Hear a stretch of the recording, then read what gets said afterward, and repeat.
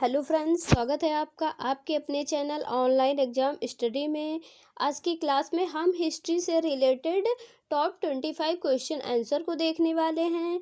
अगर आपको किसी भी क्वेश्चन का आंसर पता है तो कमेंट बॉक्स में बताएं। ये क्वेश्चंस वेरी इंपॉर्टेंट हैं और पिछली परीक्षाओं में पूछे जा चुके हैं। तो चलिए स्टार्ट करते हैं आज की अपनी क्लास। आपका फर्स्ट क्वेश्चन है, प्रथम भारतीय साम्राज्य स्थापित किया गया। प्रथम भारतीय साम्राज्य स्थापित किया गया, किसके द्वारा स्थापित किया गया? राइट ऑप्शन यहाँ पर सी होगा, चंद्रगुप्त मौर्य के द्वारा प्रथम भारतीय साम्राज्य स्थापित किया गया।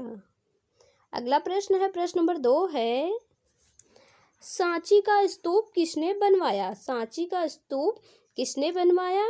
सही उत्तर ऑप्शन ए होगा, अशोक ने। अशोक ने सांची का स्तूप बनवाया। अगला प्रश्न है,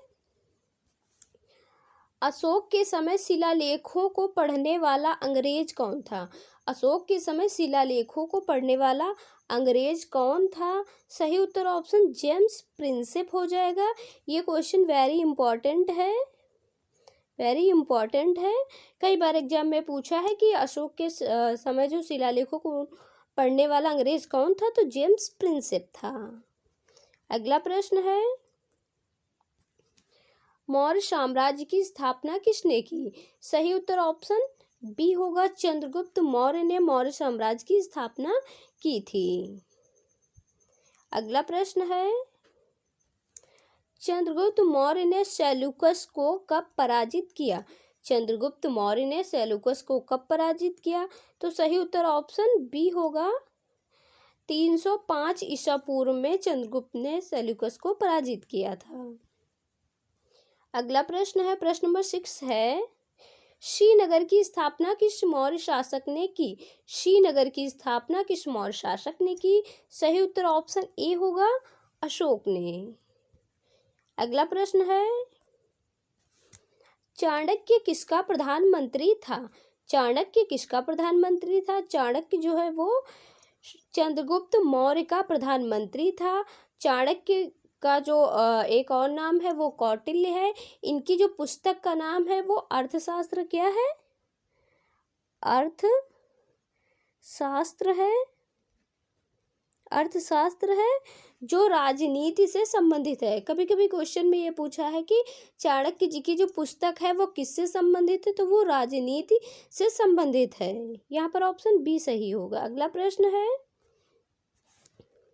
ये भी क्वेश्चन वेरी इंपॉर्टेंट है कि निम्नलिखित में से किसे भारत का नेपोलियन कहा जाता है? निम्नलिखित में से किसे भारत का नेपोलियन कहा जाता है? सही उत्तर ऑप्शन डी होगा, समुद्रगुप्त को भारत का नेपोलियन कहा जाता है। अगला प्रश्न है, ये भी क्वेश्चन वेरी इंपॉर्टेंट है। आज के क्वेश्चन सभी इंपॉर्टेंट हैं,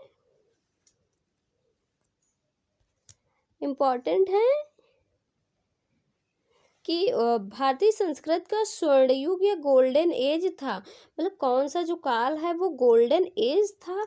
तो सही उत्तर ऑप्शन डी होगा, गुप्त काल जो है वो गोल्डन एज था। अगला प्रश्न है, किस गुप्तकालीन शासक को कविराज कहा जाता है? किस गुप्तकालीन शासक को कविराज कहा जाता है?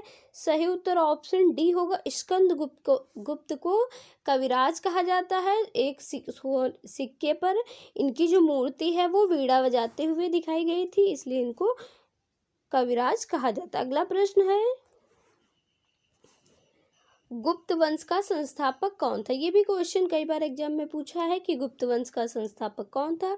सही उत्तर ऑप्शन बी होगा, श्रीगुप्त गुप्त वंश का संस्थापक था। अगला प्रश्न है, ये भी क्वेश्चन इंपॉर्टेंट है, वेरी इंपॉर्टेंट है, कि किसे एशिया की रोशनी या लाइट ऑफ एशिया कहा जाता है? तो सही उत्तर ऑप्शन बी होगा, गौतम बुद्ध को लाइट ऑफ एशिया कहा जाता है। अगला प्रश्न है, मगध की प्रथम राजधानी कौन सी थी? मगध की जो प्रथम राजधानी है वह कौन सी थी? सही उत्तर ऑप्शन सी होगा, राजगृह जो है वो मगध की प्रथम राजधानी थी। अगला प्रश्न है, प्रश्न नंबर 14 है, नंद वंश का संस्थापक कौन था?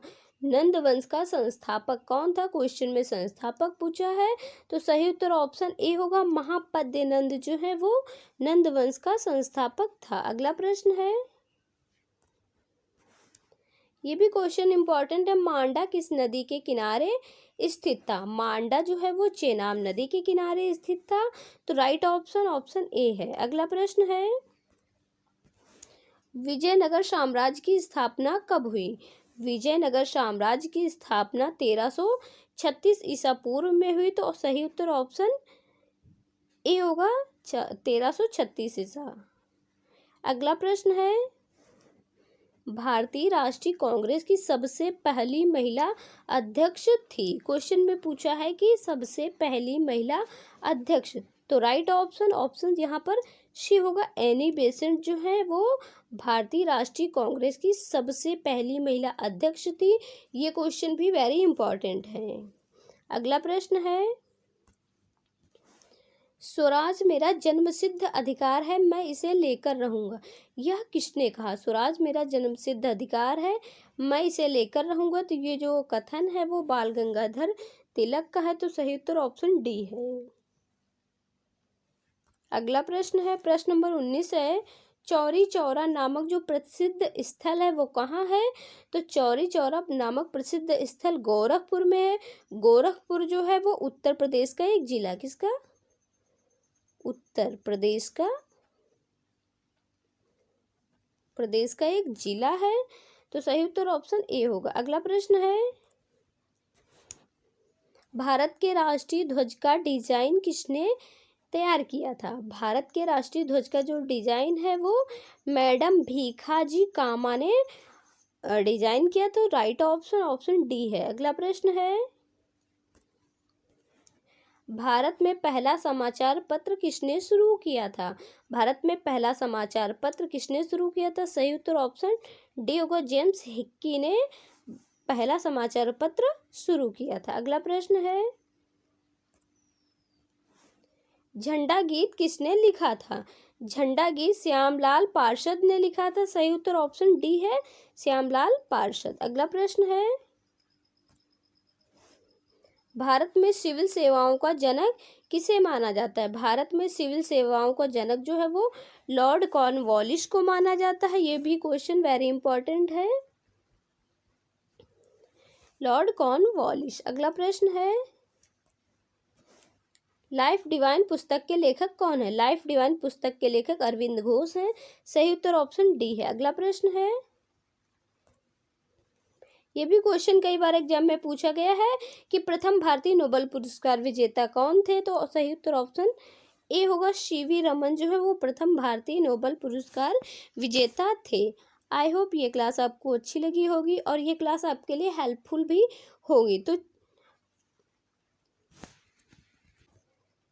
अगर हमारी क्लास आपको अच्छी लग रही हो तो प्लीज़ वीडियो को लाइक करें, कमेंट करें, चैनल पर नए हो चैनल को सब्सक्राइब करें, जिससे आने वाली वीडियो की नोटिफिकेशन सबसे पहले आपके पास पहुंचे। तो मिलते हैं नेक्स्ट वीडियो में, तब तक के लिए जय हिंद, थैंक्स फॉर वॉचिंग।